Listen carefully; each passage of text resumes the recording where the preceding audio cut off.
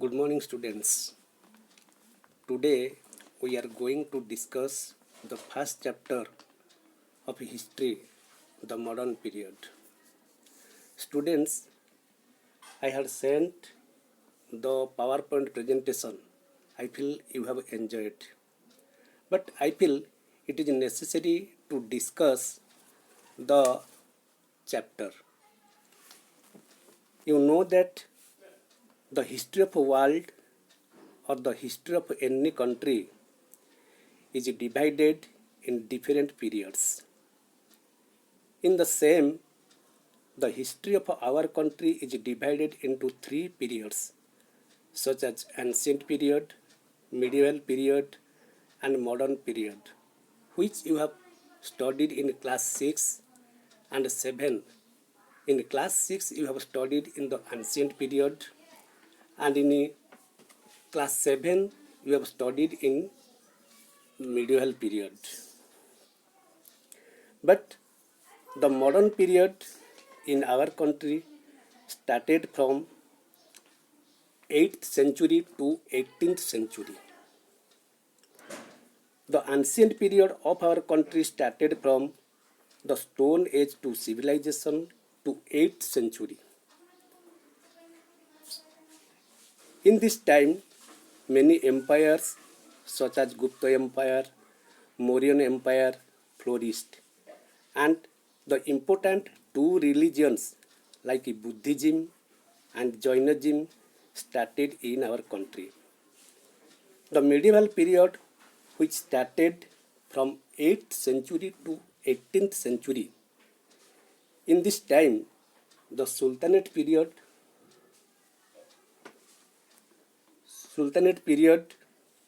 and in this class we are discussing about the modern period. The modern period of Indian history started from 18th century after the death of last great Mughal emperor Aurangzeb in 1707. During this period, India was also exploited politically, socially, economically, and culturally. The East India Company, like French East India Company and the British East India Company, was established as a trading company. But it took advantage of the political instability and gradually took over the control of a large part of India. In 1858, after the revolt of 1857, the power went into the hands of the British Crown. The British East India Company took various measures to extend and consolidate its control over India, like military actions, introduction of railways by Lord Dalhousie, postal service by Lord Dalhousie, and passing different acts, etc. The revolt of 1857, which was known as the First War of Independence, was a major event, but the colonial power suppressed it ruthlessly. The British rule continued over India, but the discontentment against the colonial power strengthened the national movement. The establishment of the Indian National Congress in 1885 by a British civil retired officer, Alan Octavian Hume, had a far-reaching effect. The major events of the 20th century India were the partition of Bengal in 1905, formation of a Muslim League in 1906, Home Rule League, Jallianwala Bagh Massacre in 1913. The British government also introduced a series of reforms to pacify Indians and to weaken the freedom struggle. But India was able to end the British rule and gain independence in 1947 under the leadership of Mahatma Gandhi and many other national leaders. Unfortunately, India was divided into two countries, India and Pakistan. Then we are discussing the sources of our information. To know every period of a history, whether the ancient Indian history or medieval Indian history, there are so many sources to provide the information which throw light on the different subjects like political, economical, and social. And in ancient Indian history, the archaeological source and the literary sources.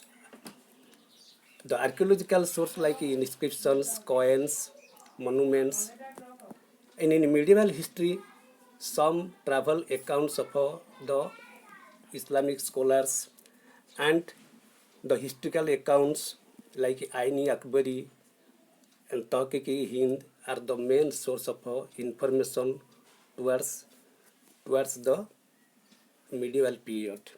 But in modern Indian history, we also discussed about the informations such as British document and the letter writings, books, newspapers. These are the important source of information about the modern Indian history. Now we are going to discuss about the British document. The British ruled over India for almost 200 years. The records of her reforms, the Malle Minto reforms in 1909, the report of the Simon Commission in 1929, the Government of India Act in 1909, 1919, 1935 also provide the important source of information. They tell us about the condition of the people as well as administration of that time. Similarly, we get a lot of information from the various bills like the Ilbert Bill, the Arms Bill, etc. that are passed by the British Parliament. And the next source of information, that is books. Many books are also written and printed during this period. They are preserved in public and private libraries. Most books like Anandamath by Bankim Chandra Chattopadhyay, My Experiment with Truth by Mahatma Gandhi, Unhappy Indians by Lala Lajpat Rai, etc. are available even now, as they have been reprinted from time to time. The poetry, prose, drama, stories, autobiography, and biographies written in which this period, which provide the conditions of that time. The next source of information, that is letters, writings, speech, etc. They provide information about the developments that take place during a particular period. For example, the collection of writings of Gandhiji at the Gandhi Smriti near Rajghat, which is one of the biggest museum on Gandhiji, has a library with around 60,000 books. It also has about 6,000 original photographs of Gandhiji. Freedom is our birthright, the slogans given by Bal Gangadhar Tilak. And one of the most slogan given by Subhash Chandra Bose, you give me blood, I will give you freedom, tells us about the patriotic feelings and the national fervor during our struggle for independence. Then, next source of information to know the modern Indian history, that is newspaper. Newspapers, some vernacular newspapers and the national newspapers also provide some information about the condition of the people at that time.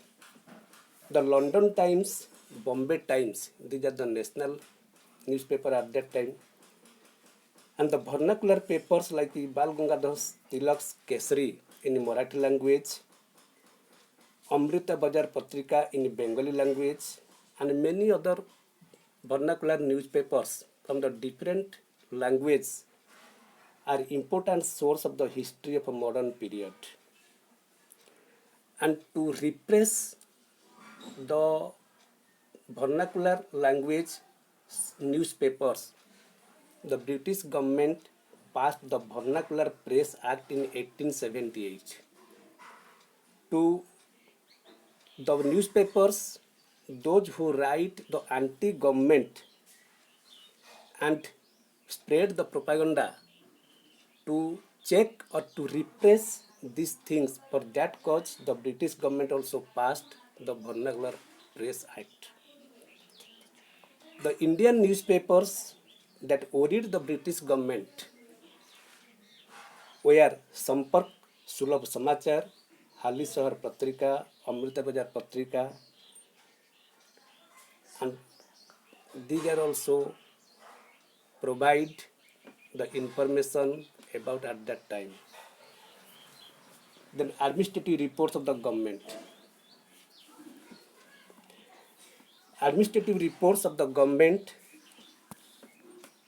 on tribes, caste, and land revenue settlements are also very important sources of information. The basic objective behind the survey and the reports of the British government was to learn about India before it could be administered effectively.